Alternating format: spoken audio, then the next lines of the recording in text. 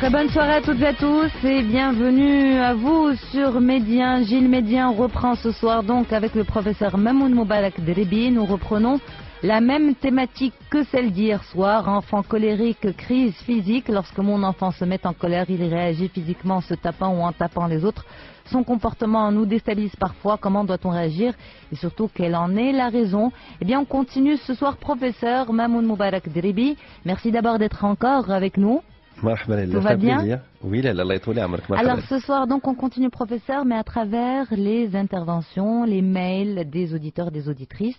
Hier, on avait tracé différentes lignes autour de cette thématique, l'importance de la colère saine, l'importance de différencier la colère saine de la colère structurelle et de la colère pathologique. Pour reprendre toutes ces informations, bien sûr, d'abord, elles sont réécoutables sur notre site internet médien.com, donc l'émission d'hier soir, et puis aussi les mails, donc à travers différents cas de figure, l'âge des enfants, le comportement, l'expression même de la violence, va nous permettre ce soir de reprendre ces grandes lignes et surtout d'expliquer comment faut-il réagir. Est-ce qu'on peut rattraper le coup? Est-ce qu'on peut casser un mode de fonctionnement dans la famille? Et quand c'est pathologique, donc à ce moment-là, vers qui peut-on se diriger? Voilà, donc on y va, professeur. Oui. On commence par un mail qui nous vient d'Algérie. C'est Faiza qui nous a écrit. Elle nous dit: je suis une maman de 42 ans algérienne. J'ai 3 enfants. Le problème se pose avec l'aîné qui a 12 ans, hyperactif depuis l'âge de 2 ans. Le profil parfait que vous avez décrit dans l'émission, nous avons su à l'âge de 10 ans qu'il est également épileptique et il est sous traitement. Dès l'âge de 2 ans, il nous inquiétait déjà. Il mordait tous les enfants qu'il croisait, il tuait et torturait les petits animaux, il avait un esprit d'opposition, il manifestait de l'agressivité plus avec moi qu'avec son père tellement j'étais épuisée et impuissante. Je le frappais jusqu'au jour où j'ai commencé à vous écouter régulièrement. Je suis vraiment malheureuse après avoir su que mon enfant souffre, qu'il est toujours déprimé et insatisfait, pas d'amis, même pas parmi ses cousins et cousines, du fait qu'il est asocial et trouble le fait, ce qui me trouble le fait que j'ai toujours ignoré qu'il s'agissait d'un vrai syndrome, aussi de l'avoir battu tout ce temps. Plus encore, ce qui m'exaspère aujourd'hui, les affrontations avec son père, vu qu'il ne nous respecte pas. Je dois tout le temps lui rappeler que notre fils, c'est malgré lui, s'il est comme il est, chose qu'il met hors de lui, et souvent nous nous querellons devant lui à cause de ça. À savoir que nous sommes devenus son père, ses sœurs âgées de 8, 4 et moi-même, conditionnés à la violence à cause de son comportement. Alors s'il vous plaît, aidez-nous pour ne pas vous cacher. Je ne fais que vous écouter toute la journée grâce à Internet. J'ai même délaissé ma passion pour la lecture. Merci à tous. Merci beaucoup à vous. Il ne faut pas délaisser. La lecture. La lecture, voilà. Non. Professeur, oui, donc vous allez répondre à Madame Faiza, mais en même temps, moi ce qui me vient à l'esprit, c'est que ce garçon qui a aujourd'hui 12 ans a été diagnostiqué hyperactif à l'âge de 2 ans. Pourtant, sa maman dit dans son mail qu'elle vient de se rendre compte que son enfant souffrait et était malade. Comment peut-on avoir un diagnostic clair et net d'un état qui est l'hyperactivité et ne pas en prendre conscience et rentrer dans un cercle de violence avec l'enfant parce que l'enfant hyperactif, eh bien c'est un enfant, si on veut vulgariser, fatigant. D'accord? Comment est-ce qu'on peut ne pas prendre en considération depuis l'âge de 2 ans, depuis que le diagnostic est tombé, que cet enfant souffre et a une maladie? D'abord, je souhaite informer les citoyens et à travers les citoyens, les administrations en charge de la santé publique de nos enfants. Les pays les plus avancés en termes de diagnostic des pathologies infantiles sont les pays du Nord, Pays-Bas, Norvège et d'autres, la Finlande, sont les plus avancés mondialement pour diagnostiquer ce qu'il en est de l'autisme, de l'épilepsie et toutes les maladies qui touchent l'enfant.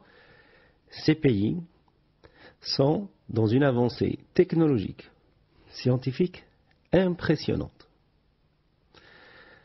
Il ne suffit pas, pour ma part, de créer des postes dans des hôpitaux de médecins ayant tout simplement une charge de soigner d'une manière classique. Il faut que nos politiques, que nos administrations se bougent un petit peu, au lieu d'importer les derniers scanners qui coûtent très cher, il y a des formations à prodiguer.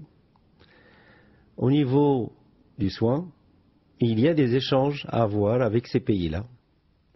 Ça nous permettrait d'avoir une avance fabuleuse, parce que si on peut diagnostiquer dès l'âge de 2 ans, nous avons toute la petite enfance pour mettre en place les programmes qu'il faut. Un bon entendeur, un grand salut. Mais professeur, on sait que par exemple, même dans un pays comme la France, celui dont on entend le plus, vu la proximité, vu les rapports entre les deux pays, c'est que même dans ce pays, le diagnostic de l'autisme, de l'hyperactivité est encore difficile. Pourquoi? C'est une question de fierté nationale. C'est-à-dire? C'est-à-dire que chaque pays aime trouver lui-même ses solutions. C'est un peu dommage d'avoir de la fierté à ce niveau-là. Parce que quand il s'agit... C'est-à-dire qu'on va tâtonner soi-même au lieu Voilà. de voir ce qui se passe ailleurs et d'implanter chez soi les process, les... Voilà. Derrière, il y a des industries, des laboratoires qui veulent avoir des brevets, parce que la santé publique, n'oublions pas que c'est un marché mondial fabuleux. Et c'est là où se mêlent la politique financière, la politique industrielle et la politique politicienne. Or, la politique citoyenne, خليوها لسيد ربي فقط. عارنا على الله. Par contre, la vraie politique, c'est d'aller devancer. ماشي نسينو حتى توقع une pandémie. حاليا احنا في منطقتنا المغاربية عندنا des pandémies psychiques qui sont en train de se préparer. Des pandémies, je mesure mes mots, des pandémies. Alors quand il y a la grippe aviaire, quand on parle de pandémie, c'est que c'est à l'échelle internationale. Et ça va s'amplifier. C'est-à-dire que ça peut démarrer dans un pays et contaminer les autres. C'est ça une pandémie. Exactement, c'est à l'échelle internationale. Ça part d'un endroit et ça contamine les autres. Nous, nous allons avoir une pandémie psychique sociale. Voilà, c'est la bonne nouvelle que j'annonce aux responsables. Mais sur quoi vous vous basez pour dire ça, professeur? Sur le nombre de personnes que nous voyons, qui nous disent... Est-ce que ça ne serait pas, pour voir le phénomène d'une autre manière, est-ce que ça ne serait pas une prise de conscience et la baisse d'une honte et d'un tabou d'aller consulter un psychologue, un psychiatre, un psychanalyste? Alors, ce n'était pas dans les mœurs avant, aujourd'hui ça rentre dans les mœurs. Hier d'ailleurs vous avez dit qu'il y a des personnes qui peuvent demander une thérapie juste parce que c'est un effet de mode. Quand vous dites on voit de plus en plus de personnes, est-ce que ça ne serait pas aussi parce c'est moins tabou et puis le petit côté à la mode également? Lorsque nous parlons de phénomènes graves, c'est son contenu, ce n'est pas la fréquence. Vous voyez, madame? Ce n'est pas le nombre de conseils, de prestations prodiguées qui va tirer la sonnette d'alarme. Ce n'est pas la quantité, ce n'est pas le nombre. Le muhtawa, c'est le contenu de la demande. D'accord? D'accord. Ce contenu, depuis maintenant un certain nombre d'années, est le même enfant affecté psychiquement, cause parents affectés psychiquement. Sur le pourcentage des parents affectés, il y a un plus grand nombre d'hommes que de femmes. Les déficiences, les démissions, les pathologies sont 2/3 du côté homme qu'elles le sont du côté femme. Au lieu que nos chargés de la santé fasse des études détaillées. On n'a que des études généralistes. D'accord? Il nous faut maintenant des études détaillées. Et qui dit études détaillées, dit réaction à l'échelle, à la mesure de ce détail. Et là, il va y avoir une carence énorme. Or, toutes les politiques, qu'elles soient sociales ou qu'elles soient économiques, sont basées sur la santé des familles.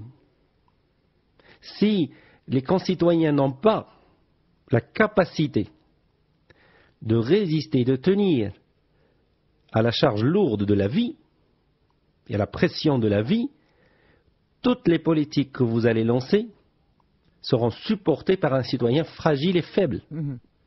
Et là, il faut mesurer, non pas être alarmiste. Alhamdoulilah, عارفين لا أن واحد الإنسان متفائل ومسؤول وما كنخافوش من التحديات. ولكن خص العوين وخص يكون الكتف على الكتف وتكون شوية السرعة في رد الفعل. Et il faut une prise de conscience de certaines réalités. Oui, là. Notamment, comme vous avez dit, l'importance d'avoir des citoyens solides à tous les niveaux. Et surtout psychiques. Psychique, parce que la retombée, elle se fait au niveau réel après. Exactement. On a plus d'accidents de la route, on a plus d'accidents dus à l'alcoolémie, on a plus de délinquance sociale, on a plus... Vous voyez, ces problèmes, ces travers, ces pathologies sont la résultante d'une santé psychique en détérioration. D'accord. Professeur, on revient au mail de Madame Faiza. Alors, d'abord, c'est malsain que les deux parents ne soient pas sur la même longueur d'onde quand il s'agit des enfants. C'est malsain. Il faut rester vigilant. Il ne s'agit pas, ici je m'adresse au papa. Il faut que le papa soit vigilant. Il ne s'agit pas là de vacances ou de scolarité ou de choix culturels. Il s'agit d'un enfant malade. L'épilepsie est une maladie relativement, je dis bien relativement, facile à vivre s'il y a une hygiène de vie, si le traitement médicamenteux est bien pris et s'il y a une ambiance familiale structurée et épanouie. L'épilepsie n'est pas une fatalité comme c'était il y a 10-15 ans. L'épilepsie, maintenant, il y a une avancée scientifique au niveau des traitements d'une manière fabuleuse. Il suffit d'éduquer le sujet atteint à l'environnement qui déclenche les crises et le sujet atteint se met, c'est comme le diabétique, madame, à fur et à mesure qu'il s'habitue, qu'il adopte, qu'il accepte sa maladie, va sentir les signes précurseurs de l'hypoglycémie et de l'hyperglycémie. D'accord. Alors, professeur, vous pensez que les problèmes qu'il y a entre cette maman et son papa à cause de l'enfant, soit 10 ans, soit autour de l'épilepsie, non pas de l'hyperactivité? Ou ça, c'était un petit détail, une petite parenthèse? Vous savez, madame... Pour qu'on passe directement au sujet. Parce que ce qui se passe, je pense, professeur, dans ce genre de façon générale, quand un enfant est très colérique et que, comme on a vu hier dans l'émission, comme vous nous l'avez expliqué, si bien, c'est que c'est l'environnement finalement qui va conditionner le comportement de l'enfant. La façon dont nous, on va se comporter avec lui, la façon dont nous, on va le structurer. Quand il y a des failles, l'enfant trouve, ou le bébé trouve une forme d'expression dans la colère et dans la violence physique. Cette colère et cette violence physique exaspèrent les parents, exaspèrent les mamans et exaspèrent les papas. Ce qui fait que le lien se rompt un petit peu dans la famille. La maman est toujours énervée parce que l'enfant est toujours en colère. Le papa rentre à la maison, parce qu'en général les mamans sont à la maison avant le papa. Le papa rentre à la maison, il trouve sa femme dans cet état de nerfs constant. Il s'énerve aussi. pour la moindre des choses, même des choses très banales qui ne concernent pas du tout l'enfant, dès qu'ils vont essayer de parler, ça sera deux feux d'artifice qui explosent l'un envers l'autre. Voilà, c'est que toute la famille va se retrouver dans une forme d'engrenage, même si hier on a expliqué, vous avez expliqué bien sûr professeur, que la colère, eh bien, elle a une forme saine, mais qu'il faut savoir la canaliser. Il y a colère et colère, il y a moment et moment de colère. C'est-à-dire que les parents se retrouvent eux aussi dans ce contexte-là, dans un mode de fonctionnement presque haineux l'un envers l'autre. Tout ceci parce qu'on a mal géré, on n'a pas su gérer la colère de notre enfant le premier jour. Alors, je vais عجبتني الجملة ديالك من اللي قلتي haineux ياك؟ Oui.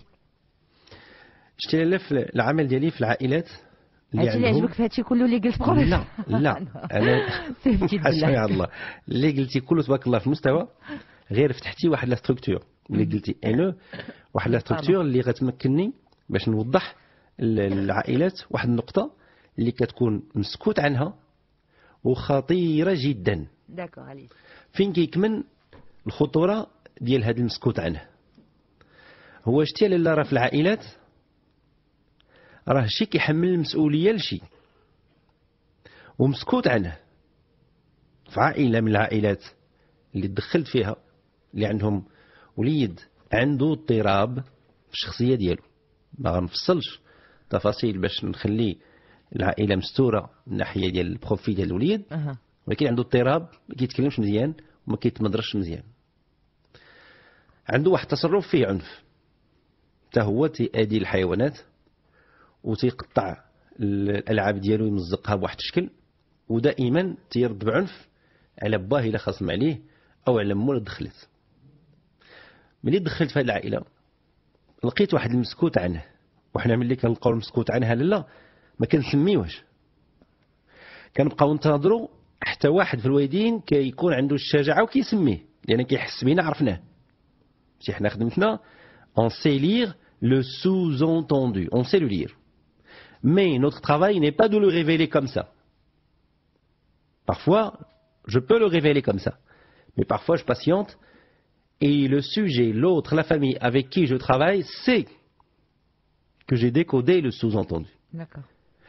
Qu'est-ce que j'ai trouvé comme sous-entendu? Et après, j'allais vérifier chez d'autres familles, et malheureusement, je l'ai trouvé aussi. Il se répète ad vitam aeternam, comme diraient nos amis les latins.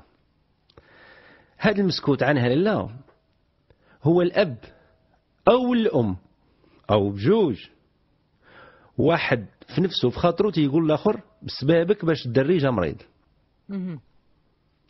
بسبابك باش ولدنا خرج هكا.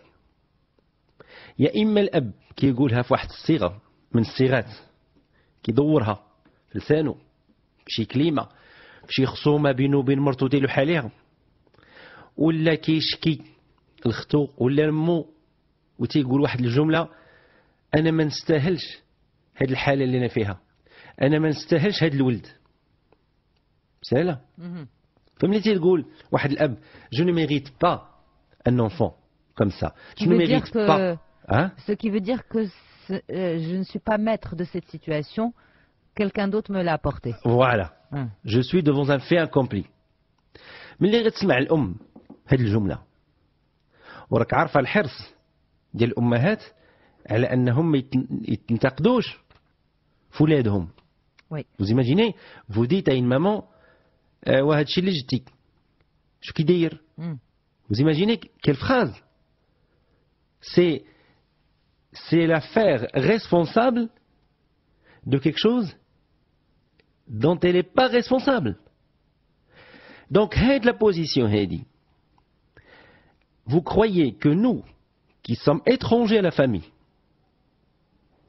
qui n'avons avec eux qu'un rapport professionnel, et on arrive à le sentir et à le décoder, une femme qui vit avec un homme pendant plus de 10 ans, ou l'inverse, un homme qui vit avec une femme pendant plus de 10 ans, ne seront pas capables de sentir ça?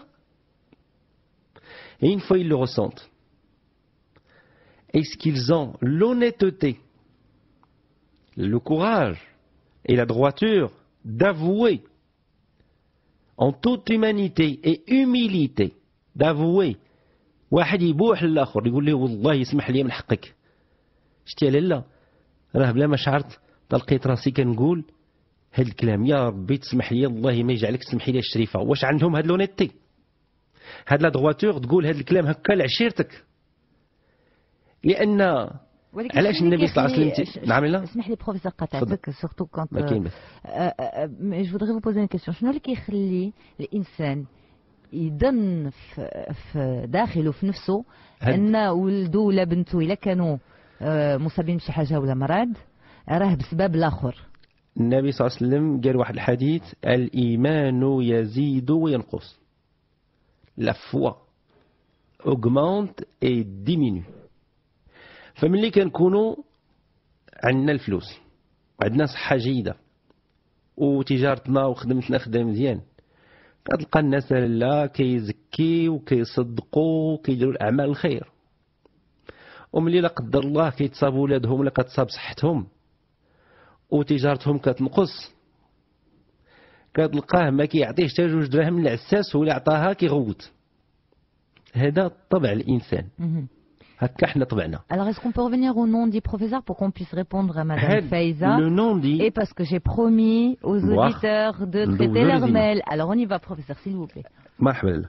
هاد le nom dit, il fait partie du doute humain. C'est la particularité de notre capacité faible. حنا الإنسان ضعاف لله. ملي كنكونوا بصحتنا كيكون واحد الجبروت كيكون واحد التمكن خاطئ. بنادم ما كيسرق اخبار غير دياغنوستيك راه عندك ليباتيت بي راه عندك ليباتيت سي وما تبقى يقدر تيحك سنانو. علاش كتسمعني كنتكلم على ستركتوراسيون؟ لا ستركتوراسيون كتبقى شاد لي روبير ديالك رغم اضطرابك وحالتك. كيبقى الانسان شاد اليمين وصايق اليمين وغادي بالسرعه المسموح بها قانونيا ومتاني وبقى في الضوء الاحمر وهو الله اللي عالم به. سا سي ان سيتويان ستركتوري. ان سيتويان نون ستركتوري عنده الفلوس بصحته وبخير ولا خير غيحترم الضوء الاحمر وغيمشي بشويه وغيقابل شغل. ان سيتويان نون ستركتوري وغادي يضرب عنده اون مالادي ولا اون موفيز نوفيل ما غيبقاش يقشع الضوء الاحمر وما غيشدش اليمين وغيمشي بسرعه وغادي يخلق مشاكل. فما نجيوش نعالجوا السامبتوم نكثروا من لي رادار ونحضيو بالبوليس ونكثروا من الجداريه. دو مدام فايزة الله يخليك بروفيسور. مرحبا. سيل فو بلي. فنصيحتي لهذه السيده ماشي ce n'est pas dans la contrainte et dans la vigilance que cet enfant, que cette colère qui s'est installée chez vous va partir. Si vous voulez vous défaire, madame, de la structure de colère, de cette structure, entre parenthèses, de non-désir, j'ai pas envie de dire de haine, mais de non-désir, si vous voulez vous la défaire, il faut apporter... De non-désir entre dans le couple? Dans la famille. Dans la famille de façon, d'accord. Voilà, général. Il faut apporter de l'eau fraîche. Là, votre eau est en train de bouillir. Il faut apporter de l'eau fraîche. Mais qu'est-ce qui s'est passé? Pourquoi ils en sont arrivés là? C'est qu'il y a eu à un moment donné une non-acceptation de la maladie de l'enfant. لا هما تقبلوها ولا هو تقبلها. هو راه صغير ما غيتقبلهاش. هو راه ضعيف راه ما غيقدش عليها. Mais quand on diagnostique une hyperactivité, quand le médecin pose le diagnostic, c'est qu'il va diriger la famille et l'enfant vers un soignant, vers un spécialiste. Et normalement, une prise en charge se fait, un suivi se fait. Et normalement, ces signes d'hyperactivité, surtout qu'ils ont été diagnostiqués à l'âge de 2 ans, donc très tôt, devraient s'être atténués. Or, dans ce mail, dans le mail de Madame Faiza, on a l'impression que les choses ne font que s'empirer. Parce que... Quelle est votre analyse, professeur? Vous savez, madame, si vous traitez que l'enfant tout seul, vous en faites un schizophrène. Vous le placez dans une thérapie comme s'il avait la charge de créer son environnement. Mais un enfant n'a pas la charge, n'a pas la possibilité de créer son environnement. Il le subit, l'environnement. Qui c'est qui crée l'environnement? C'est les parents.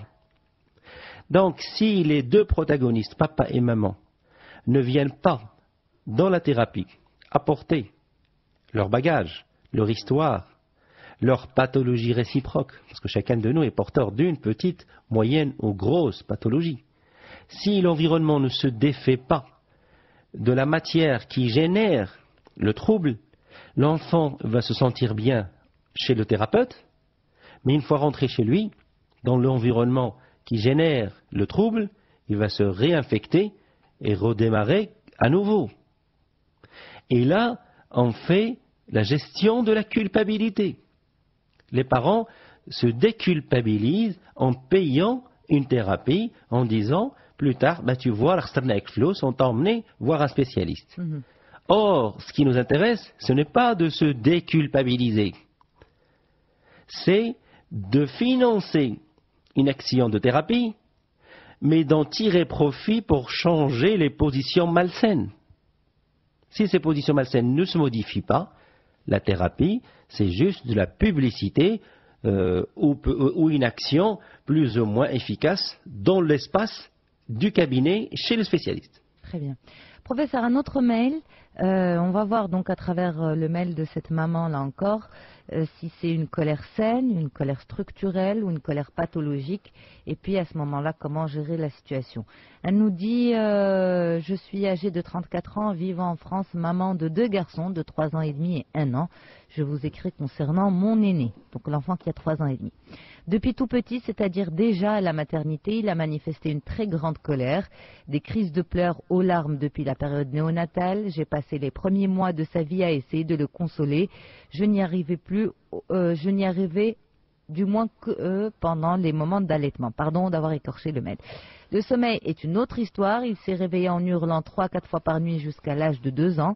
Actuellement, il continue à faire ses colères de façon moins fréquente, mais cela reste épuisant. Par ailleurs, en notre absence, mon mari et moi, il paraît que c'est un autre enfant. À l'école petite section de maternelle, il ne pose aucun souci. Pendant les conflits, nous essayons de garder notre sang-froid en lui expliquant, le prévenant de la punition et on l'applique ensuite. Certaines personnes de mon entourage me suggèrent la punition corporelle. Je n'y adhère pas et je n'y arrive pas même au moment de la provocation dont il peut faire preuve. Je reste confiante malgré tout et me dis que le plus important est de mettre les moyens éducatifs adéquats et espérer un résultat peut-être. Son petit frère, lui, est très gentil, au point que mon entourage ne cache pas sa préférence pour lui. Je ne sais pas comment faire éviter à mon grand cette comparaison avec son frère, convaincu que chacun a son propre caractère. Qu'est-ce que vous me conseillez pour réduire son angoisse au moment de l'endormissement? Il dort entre moi et mon mari, il faut absolument ma présence pour l'endormir. Et qu'en pensez-vous de sa colère? Voilà. J'ai une question à cette auditrice. Est-ce que le couple est un couple mixte? Est-ce qu'il y a une mixité culturelle ou pas? J'ai besoin de savoir cette information. D'accord. Donc si elle nous écoute, si elle peut nous préciser. Et la mixité culturelle, comment est-ce qu'elle peut influencer ça, professeur? C'est qu'il y a 2 visions, 2 trajectoires. Là aussi, il y a des non-dits. Le père trace une trajectoire d'éducation. Je veux que mon fils soit élevé, éduqué comme ça. Et la maman, dans son non-dit, pense, non, moi je veux qu'il soit éduqué comme ça.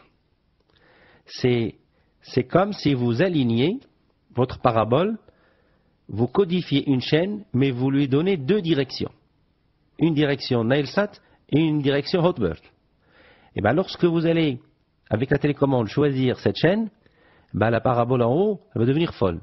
D'accord. Parce qu'elle ne sera pas pointée à droite ou à gauche. Mais qu'est-ce qui fait que, par exemple, l'aîné a tout capté et oui, le deuxième enfant, non, et qui a un caractère... Parce que le premier, les choses se sont faites trop au sérieux.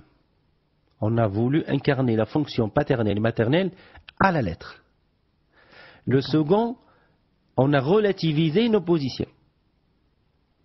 Du coup, le premier, c'est pour ça que nous on l'appelle la pâte, la première mouture, oui, c'est le brouillon. C'est la pâte à modeler l'oula. Souvent, pas dans tous les cas, alhamdoulilah, mais bien souvent, on apprend le métier de maman et de papa le premier. Et il ne faut pas. Il ne faut pas apprendre le métier de maman et de papa l'enfant. Il faut l'apprendre soi-même. Mais comment comment? En s'imaginant le parent de soi? Non. Lorsque le couple se marie, il faut qu'il prenne le temps, minimum 1 an, avant d'enfanter. Et dans la vie conjugale, si ils modifient leur position les uns les autres, مثلا كتنتقدوا هي كتقول ليه انت فيك الغوات كتهضر بالجهد كتصدعني وهو يقبل الانتقاد ديالها وينقص من الغوات ديالو ويقول لها وانت فيك النقير كتنقري عليا بزاف وهي تقبل الانتقاد ديالو. شتي الا شفتيهم بجوج في هذه المرحله كينتقدوا بعضياتهم وكيتصنتوا بعضياتهم وكيتقبلوا بعضياتهم وكيغيروا بعضياتهم، عرف ان لو ميتيي دو بير دو مير غيكون سوبل، لان ملي غيتزاد لو تروازيام عام غيتزادوا الملاحظات وهما تدربوا قبل ما يجي الثالث او الرابع. ماشي فهاد لاغريسيفيتي لا انفير لوتر حتى واحد ما يقبل الاخر يهضر معاه. حنا اش كنديروا في هذيك المرحله العام الاول؟ نمشيو للريستورون، نمشيو نضحكوا، نمشيو نخرجوا ونتمتعوا بعضياتنا وتيخزنوا وتيتفاداو بعضياتهم في لي زونغل مور. كيحضر الوليد كيحضروا لي زونغل مور كيخرجوا فيه هو. Alors professeur, une question, deux questions. D'abord, par rapport au cas de cette dame, pensez-vous que ce soit une colère structurelle, saine ou pathologique? شتي لا انا كنحترس لان هذا مصير وليد ومصير عائله هكا عن بعد، باقي ما عنديش المعلومات لان ما كراش. كون قالت لنا في الاول حنا من اصل مغاربي، حنا من اصل عربي، هي من هذه البلاد وهو من هذه البلاد، راه كتكون هذا الاختلاف حتى من العرب نفسهم. مثلا مثلا هي مغربيه وهو لبناني، ولا هي مصريه وهو جزائري، راه حتى هنا الاختلافات الفكريه راه كتاثر. غير كيكون واحد قاسم مشترك اللي كيوحد المرجعيات، اما ملي ما تيكونش قاسم مشترك راه لما كانش الذكاء في القمه ديالو في الحده ديالو والمحبه في الوسع ديالها راه ما غيساعدوش بعضياتهم. فهنا باش نميزوا ما بين لا كولير سين، سي كو لا كولير سين سي ان ديكلونشمون دو سيستيم immunitaire، هو دفاع عن موقف صحيح. مثلا الوليد كيتغوت عليه باش ياكل ولكن هو كلا شويه وشبع، ولكن الام بغاتو يكمل لاسيت، الاب بغاه يكمل لاسيت وهو راه شبع، هو دار 4 دغيمات صغار ولا 3 دغيمات وشبع، خدا القدر ديالو.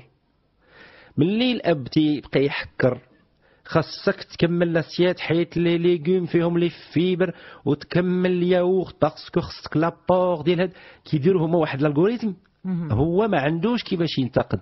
هاد الهيمنه عليه كيتخرج لا كولير سو فورم دو ريفولت qualifié par eux de crise folle. pour moi عيقتو هنا عيق عليكم هنا، زيرتو هنا نفجر لكم هنا. Alors cette histoire de non-dit aussi professeur, oui, là. Ça veut dire que en fait on est marié à quelqu'un, on vit avec lui, on a un enfant avec lui, il peut penser des choses de nous qu'il ne nous dit pas, on peut penser des choses de lui qu'on ne lui dit pas, mais on n'est pas à l'abri que ça ressorte sur notre enfant en tant que symptôme. Oui, c'est-à-dire que même en vivant avec une personne, en étant marié, en ayant eu des enfants avec elle, on n'est pas à l'abri d'une forme d'hypocrisie sociale avec même cette personne. Oui. C'est ce que nous en psychanalyse on appelle le faux semblant. Oui, voilà. Le faux semblant, c'est que le mari est incapable d'aimer.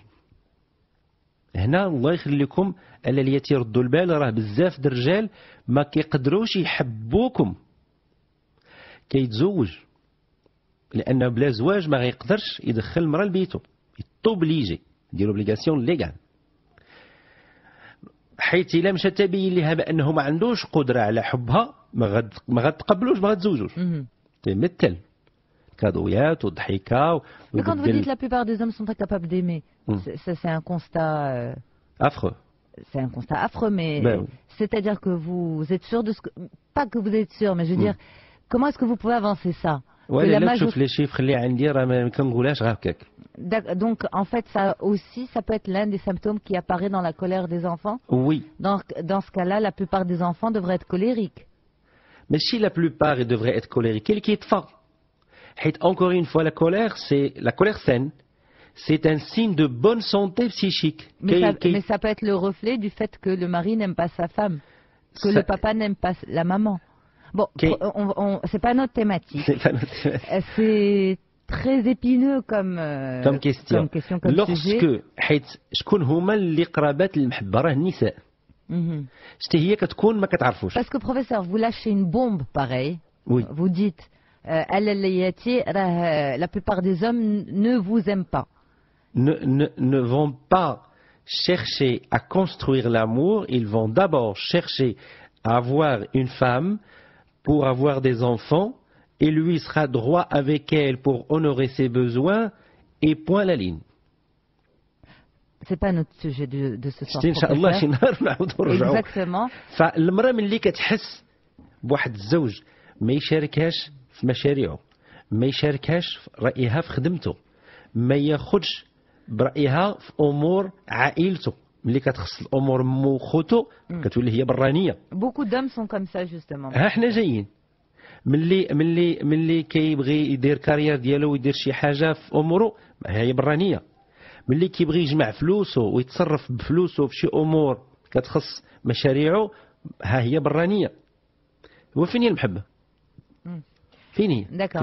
Alors, professeur, juste pour qu'il n'y ait pas de problème ce soir à la maison, parce que les dames vont dire tu ne me racontes jamais tes histoires de boulot, tu ne m'impliques jamais dans tes histoires de famille, tu ne fais pas ça, tu ne fais pas ça. Professeur Drib, il a dit sur les biens, donc tu ne m'aimes pas. Là. Donc, je ferai tout pour que tu changes, pour que l'amour se réalise. ها قصدي أنا. أنا ماشي قصدي نوض عندهم الشياط والدخان. أنا قصدي نحكهم بعضياتهم باش هذيك المحبة لامور كي نيكزيست با اون طونك تيل، وأنا كنتمنى يشمروا للياتي، يشمروا على حبابي وعلى سيادي وتشنق عليه بالفن وتمشي معاه. Réaliser l'amour, alors promis, on consacrera une thématique à ce sujet, une émission à ces thématiques plutôt. Voilà. On passe à notre mail, professeur. Marhaba. C'est Petit Sem. C'est d'ailleurs suite au mail de Petit Sem que on a proposé de faire ce sujet. Pourquoi? Parce que on avait parlé, je pense que ça devait être la semaine dernière, de ces enfants. Je me rappelle plus c'était quoi exactement la thématique, mais suite à ça, je m'étais rendu compte qu'il y avait beaucoup d'enfants qui réagissaient physiquement avec une forme de violence. Donc on avait proposé, professeur, notamment suite au mail de Petit Sam. Voilà, donc on la remercie pour ce sujet. Nous dit j'ai un petit enfant de 2 ans, il a des gestes que je trouve inacceptables. C'est pour cela que je vous envoie cet email, car j'ai vraiment besoin de votre avis à ces propos le plus tôt possible. D'abord, quand je ne veux pas lui exaucer un vœu, il s'énerve et commence à se taper violemment les joues. Elle met entre parenthèses Kindeb. Et aussi, j'ai remarqué qu'il a pris l'habitude de faire semblant de fumer chaque fois que je lui donne un stylo pour écrire. Voilà. Son enfant de 2 ans, Kindeb, professeur. شوف ما تقولش كيندب الله يخليك. هذا تلصيق ديال واحد العوجاج اجتماعي جاي من عند بعض الناس. ملي كيموت شي واحد عندهم او كتكون شي حادثه مأساويه شي فاجعه كيبداو بعض الناس ينتفوا شعرهم ويضربوا بوجههم على بيديهم على خدودهم. هاد التقاليد هي تقاليد جاهليه وكانت في الماضي في الربعينات وفي الخمسينات في المغرب كانوا البكايات اللي كيخلصوهم الناس اللي عندهم شي جنازه باش يبينوا الحزن، حيث هما ما حاملينش هذاك اللي مات، ولكن في النفاق الاجتماعي ما قادرينش يبينوا راهم فرحانين على هذاك المجحوم اللي مات. كيمشيو يجيبوا البكايات يخلصوهم ويبداو يندبوا باش هذاك ما قادرش يبكي كيبكي الاخر في بلاصتو. هذه سي ديفياسيون، وهذا لو سينيفيون ديال يندب ما عندنا ما نديرو به، ما عندنا ما نحطو على ولدنا. فالوليد اللي كيمس وجهه كيمس وجهك، راه وجهه هو وجهك لالا. علاش كنسميوها العلاقه الانصهاريه؟ والشعر بروفيسور؟ شعرها اليد اشتداتو ذاتها. علاش كنسميوها لا غولاسيون فيزيونيل؟ راه ils font un. Le stade du miroir à partir du 6e mois. Lorsque l'enfant distingue son image, il n'est pas séduit de premier abord, il a peur.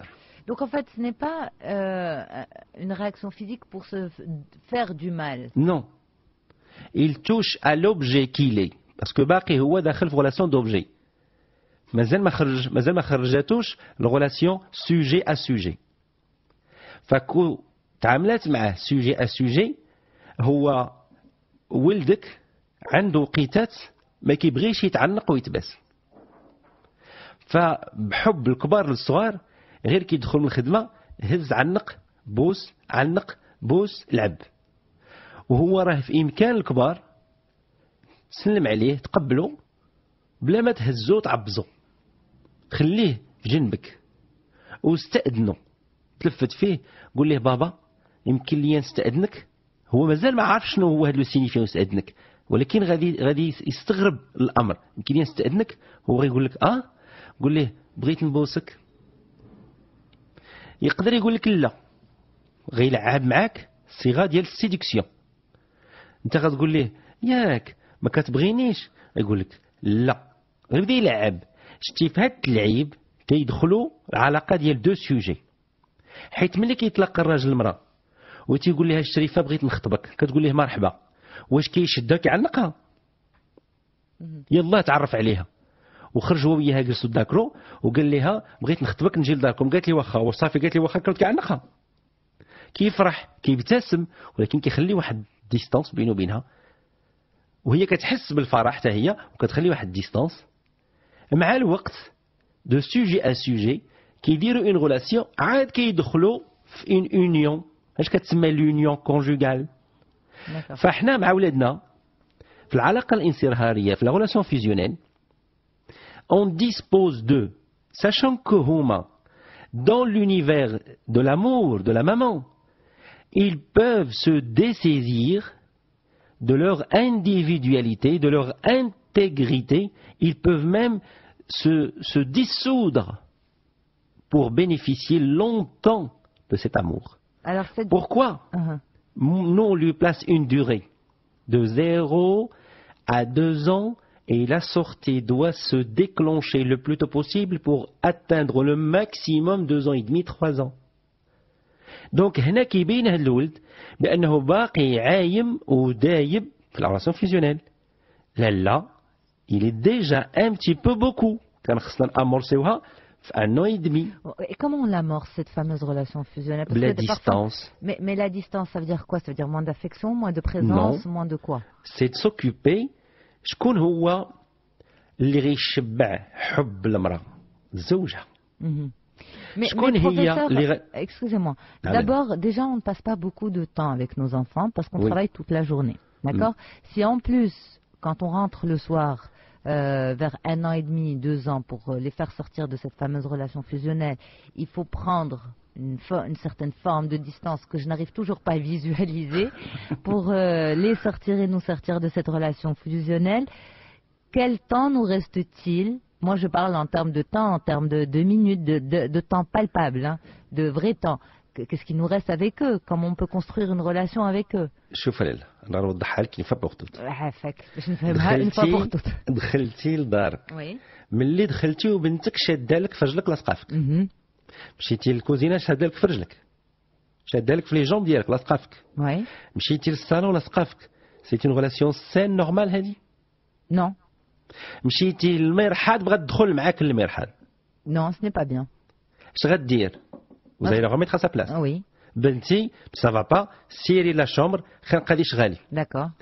Si vous acceptez de la laisser coller à vos jambes, وانت هي كدوي مع رجلك وهي لاصقه لك في رجلك، انت كدوي مع باك في التليفون وهي لاصقه لك في رجلك، دخلتي للكوزينه وهي لاصقه لك في رجلك، مشيتي للمرحاض لاصقه لك في رجلك، et vous laissez faire, vous renforcez la fusionnelle. D'accord. Très bien. J'ai compris. Si vous la remettez à sa place, oui, vous créez le lien d'amour qui est le va-et-vient, le tangage haut et bas, présent, absent.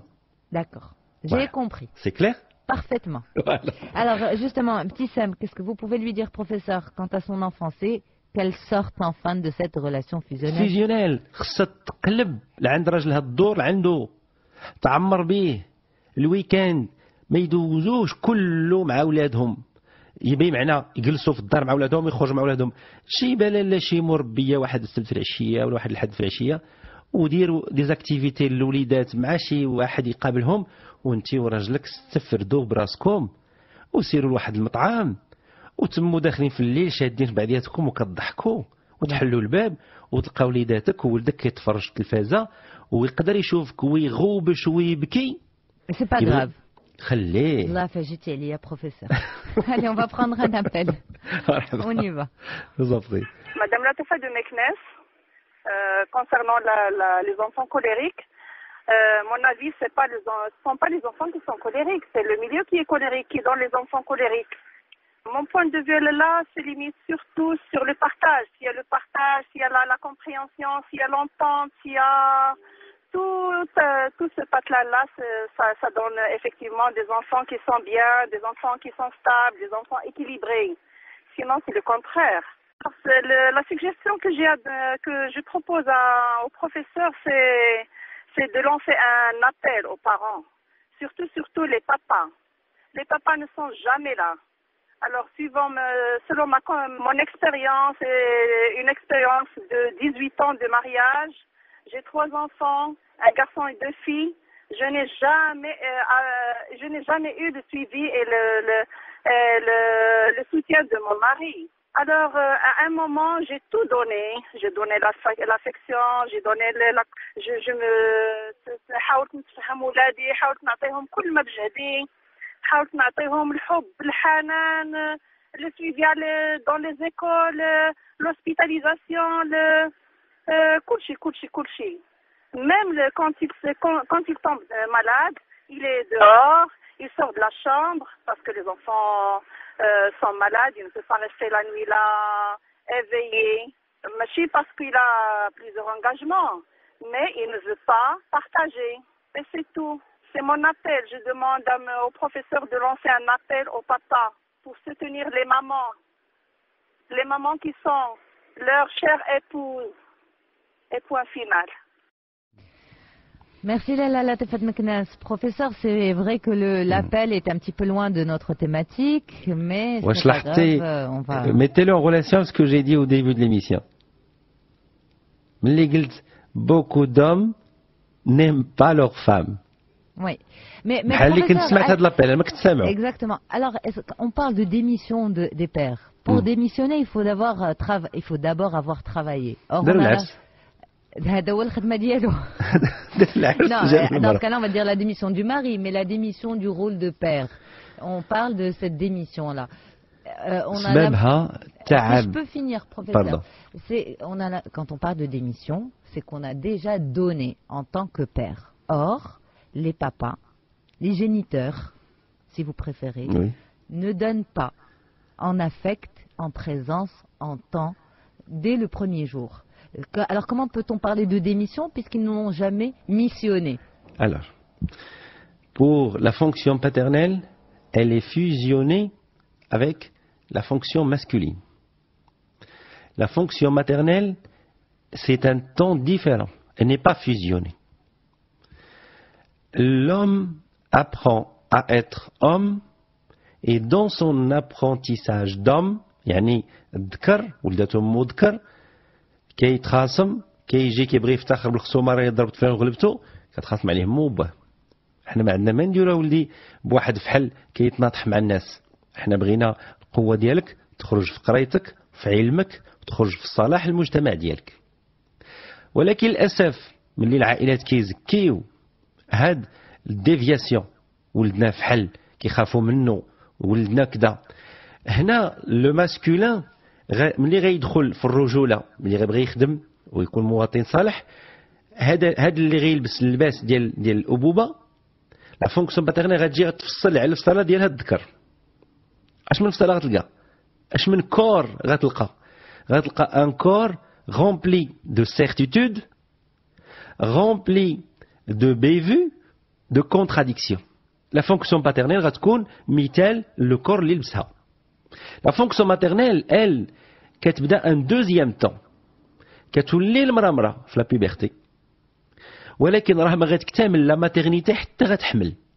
سول العيالات واش ملي كيخرجوا من الحماله ابخي واش كيكونوا نفس لا فام اللي كانوا قبل ما يحملوا. Je peux vous répondre, moi تفضل. Non. Voilà, ça n'a rien à voir. كتخرج la femme, شتي دابا هذيك هي لا كريزاليد. شي D'accord. ترانسفورماسيون. كتدخل دودة القز وكيخرج فراشة بواحد الالوان هائله. هذيك راه هي لا مامون، هذيك الفراشة. Professeur, on passe à notre mail. بغيت غير نسوليني واحد Allez-y. لا نيونس في ليميل ديال السيده ملي تكلمات قالت لا L'appel, كولير. vous voulez dire. Non, non, pas l'appel. Avant l'appel. Elle a dit, la colère, ça vient du milieu, elle a raison. Ça, c'est Ça- l'appel. Pardon? C'est la dame de l'appel. Oui, c'est la dame de l'appel. Exactement. La colère provient de l'environnement, c'est quand il s'agit d'une colère structurelle. Il ne faut pas toujours interpréter les colères comme étant un symptôme d'un malaise familial. Non. Certaines colères, dites colères saines, colères de défense immunitaire, sont le reflet d'une bonne santé psychique de nos enfants. Un enfant à qui on a arraché son cartable, à qui on a volé un ballon. Vous voulez qu'il rentre chez lui en chantant? Il va être en colère. Est-ce que c'est une colère structurelle? Est-ce que c'est une colère pathologique? C'est une colère saine parce que personne ne va apprécier qu'on lui vole un bien. D'accord? D'accord. Dernier mail de cette émission, professeur, c'est une maman qui nous écrit, elle nous dit je suis maman de 2 petits garçons, un de 3 ans et demi et un de 3 mois. Mon grand est très agressif dans tous ses gestes, en jouant, en s'exprimant, et même lorsqu'il veut montrer ses émotions. Et quand on a des invités, il se comporte mal envers eux. Ça lui prend du temps pour entrer dans l'ambiance de l'entourage. Je précise qu'on habite à l'étranger, il était unique pendant 3 ans, on voit rarement des invités. Il est resté à la maison avec moi à cause de la non-disponibilité de place à la garderie jusqu'à l'âge de 3 ans et 1 mois. Après avoir trouvé une place, il n'arrivait pas à s'intégrer. Il tapait ses amis et il n'écoutait pas les consignes de la gardienne au point qu'elle m'a demandé 2 fois au cours de 4 mois de lui chercher une autre place ailleurs parce qu'elle n'arrive pas à le comprendre jusqu'à date. Autre information qui peut être pertinente pour vous, j'ai eu beaucoup de problèmes après sa naissance avec son père à cause d'un malentendu entre les belles-mères. Je me sentais tellement mal et je pleurais sans cesse. Tout le monde me dit que c'est à cause de ça qu'il est aussi nerveux car il a bu de la tristesse. Le problème c'est que je viens de revivre la même chose avec le nouveau bébé il y a 3 mois, les mêmes problèmes après l'accouchement. Je ne suis pas chanceuse pendant cette période-là, tandis qu'on s'est marié par amour et on vit très bien et sans problème les autres jours. Ça m'a même poussé à décider de ne plus retomber enceinte pour éviter ce genre de problème. J'ai peur que ce soit ça la cause de l'agressivité de mon fils et je veux vraiment que ce ne soit pas la même chose pour le deuxième. Je vous demande de m'expliquer la nature de cette frustration au sein de mon fils. Est-ce bien à cause de ça à cause de ce que j'ai vécu après l'accouchement, ou bien c'est la solitude car il est resté seul sans fréquenter des gens pendant 3 ans. Voilà. Non, ce n'est pas à cause de ce qu'elle a vécu. La cause, c'est le passage de l'état douceur, salasa, à l'état force, sharasa.